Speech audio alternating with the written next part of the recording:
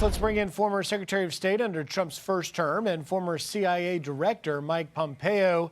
Mr. Secretary, thank you for taking time. Let's get your reaction right out of Lucas's report there. First, the tariff. So it's Mexico, Canada, and China. One of those is not the same as the others when you talk in terms of sort of what may be at play with the intention of the tariffs. What do you make of it?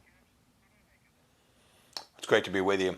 Look, the tariffs make sense when you have an objective, and President Trump has always simply demanded fair, even, reciprocal trade, and he's trying to get that with the Mexicans, with the Canadians as well, and certainly, of course, with the Chinese Communist Party.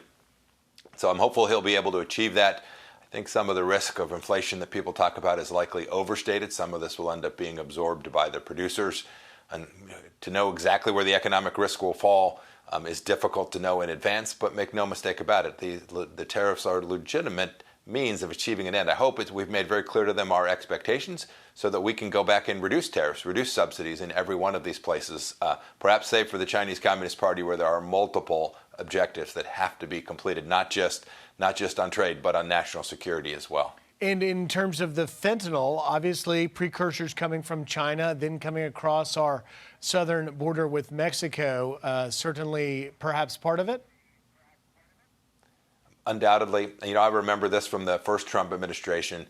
President Trump made clear to Xi Jinping he needed those flows reduced. We got it for a time, and then it just has now wandered off over these last 4.5 years. How we have to get that back. This is decimating communities all across America, and the Chinese Communist Party has the capacity, the capability, Griff, to actually pull that off. They can stop this if they choose. They've chosen not to. We need to impose costs on them until they do. Mr. Secretary, I want to turn to the Middle East. Obviously, great news today. More hostages, including Keith Siegel, one American, released today. We know there are 6 Americans that remain in captivity, 2 of which we believe are actually alive. What do you make of today's development and where this heads? Well, it's never bad news when Americans come home. It is joyous. It is glorious. It is, for those families, it is unimaginable glee to see these folks return home. Having said that, I think in one of the early reports there were 138 Palestinians, terrorists, released.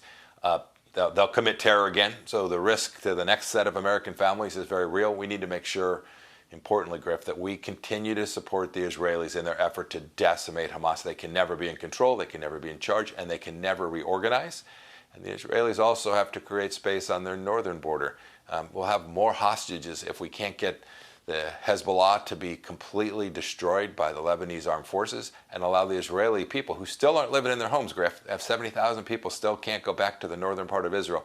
We have to give the Israelis the capacity to do that, and I am sure Prime Minister Netanyahu is heartened to have President Trump as his counterparty to that and not President Biden. Is that significant that that is going to be the first international visit, and what do you suppose is the goal there? Look, I think it will reinforce the deep ties between our two nations and the great work that these two leaders did in building out what became the Abraham Accords in the first Trump administration.